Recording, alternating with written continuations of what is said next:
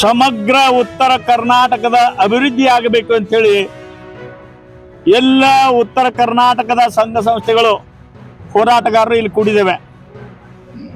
ಸುಮಾರು 12 ವರ್ಷ ಆದರೂ ಸಹ ಸುವರ್ಣಸೌಧ ಸೌಧವಾಗಿ ಉಳಿದಿದೆ ಹೊರತು ಉತ್ತರ ಕರ್ನಾಟಕದ ಜನರ ಸಮಸ್ಯೆಗಳ ಪರಿಹಾರ ಆಗುವ ಒಂದು ಸೌಧ ಆಗಿಲ್ಲ.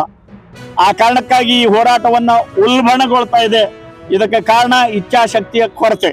ಬಂದಂತ ಎಲ್ಲ ಸರ್ಕಾರಗಳಿಗೂ ಸಹ ಯಾವ ನಿಟ್ಟಿನಲ್ಲಿ ಉತ್ತರ ಕರ್ನಾಟಕ ಬೆಳವಣಿಗೆಯ ಬಗ್ಗೆ ಚಿಂತನೆಯನ್ನ ಮಾಡಿ ತೀರ್ಮಾನಗಳ ತೆಗೆದುಕೊಳ್ಳಲಿಲ್ಲ ಅಂದಾಗ ಸಹಜವಾಗಿ ಉಗ್ರವಾಗಿ ಹೋರಾಟವನ್ನ ಪ್ರಾರಂಭ ಮಾಡಬೇಕಾಗ್ತದೆ.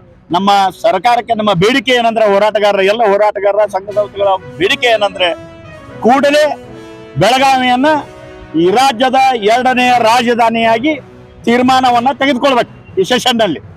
ಎರಡನೇದು, ಉನ್ನತ ಮಟ್ಟದ ಅಧಿಕಾರಿಗಳು ಇಲ್ಲಿ ತೀರ್ಮಾನ ತೆಗೆದುಕೊಳ್ಳುವ ಹಂತದಲ್ಲಿ ಇರುವ ಅಧಿಕಾರವನ್ನ ಹೊಂದಿದಂತವರು ಇಲ್ಲಿ ಇರಬೇಕು. ಅದಕ್ಕೆ ಸುವರ್ಣಸೌಧದ ಮುಗ್ಗಲಿಗೆ ಆಡಳಿತ ಸೌಧವನ್ನ ಕೂಡಲೇ ಪ್ರಾರಂಭ ಮಾಡಲಿಕ್ಕೆ ನಿರ್ಧಾರವನ್ನ ಈ ಸೆಷನ್ ನಲ್ಲಿ ತೆಗೆದುಕೊಳ್ಳಬೇಕು. ಇನ್ನೂ ಅನೇಕ ಸಮಸ್ಯೆಗಳಿವೆ. ಅದರ ಬಗ್ಗೆ ನಾವು ಮುಖ್ಯಮಂತ್ರಿಗಳನ್ನ, ಉಪಮುಖ್ಯಮಂತ್ರಿಗಳನ್ನ, ಇಲ್ಲಿಯ ಜಿಲ್ಲಾ ಏನು ಸಚಿವರಿದ್ದಾರೆ ಅವರು ಸಹ ಭೇಟಿ ಆಗ್ತೇವೆ, ನಮ್ಮ ಮನವಿಯನ್ನು ಕೊಡ್ತೇವೆ.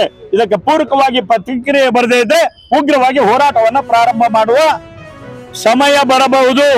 ಈಗಾಗಲೇ ಅನೇಕರು ಉತ್ತರ ಕರ್ನಾಟಕ ಸೆಕೆಂಡ್ ಗ್ರೇಡ್ ಸಿಟಿಜನ್ ಅನ್ನು ನಾವು